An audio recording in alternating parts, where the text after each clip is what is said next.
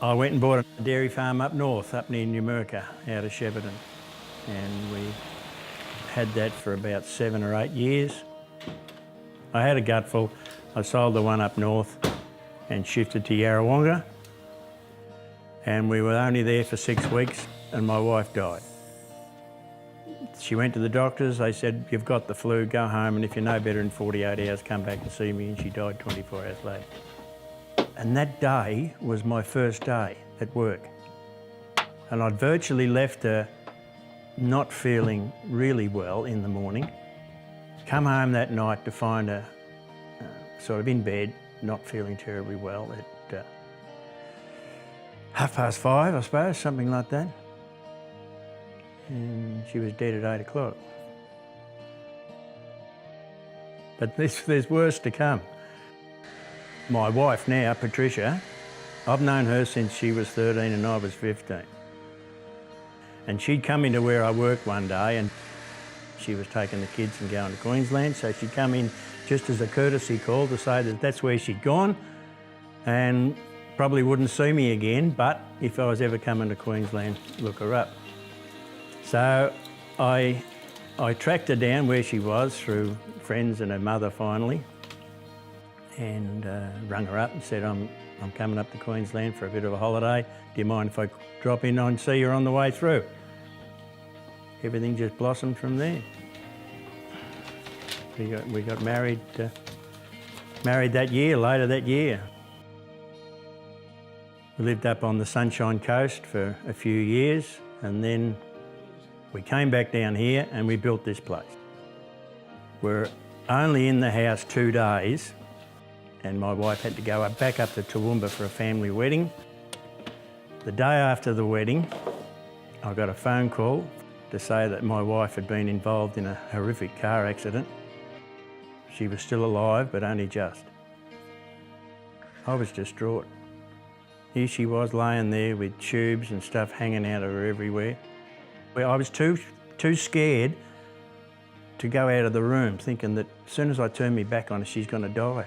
And here I am, got to lose a second one, you know. But one of the doctors there, he could see that I was under tremendous stress, and he said to me, "Don't worry." He said, "We'll patch her up. She'll be as good as gold." 12 years later, she's still here. One leg's an inch shorter than the other one, and she's got an artificial hip and pins in her legs and a bung arm, but she's still here. Lunch is ready. Okay. I think it was Dr. Chow, who's the oncologist, he's the one who actually told me that it was cancer. At that point in time, he didn't say it was aggressive. He just said there's cancer there, but we need to do something about it because we can't afford to let it get into the bone. There's no other way of telling anyone that they've got cancer or they haven't. It's either you've got it or you haven't got it, isn't it? I didn't feel all that bad. It was 10 times worse when I got the news about Pat.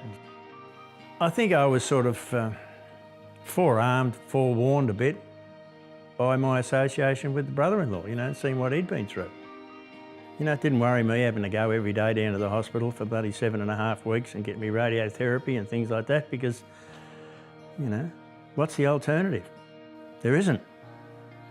Everything's so much easier when you're like that. You don't get around with steam coming out of your ears all the bloody time. It doesn't get you anywhere. You end up with a stomach ulcer as well as prostate cancer. I think men in general have got to be more aware of their health. They're all too easy, too quick to say that I'll never get that, or I haven't got that, or it'll be all right, or it'll go away.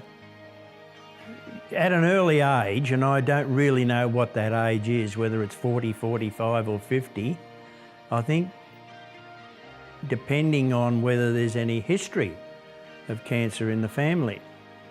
But you've got to get those PSA tests done and start to build up a history of your PSA levels.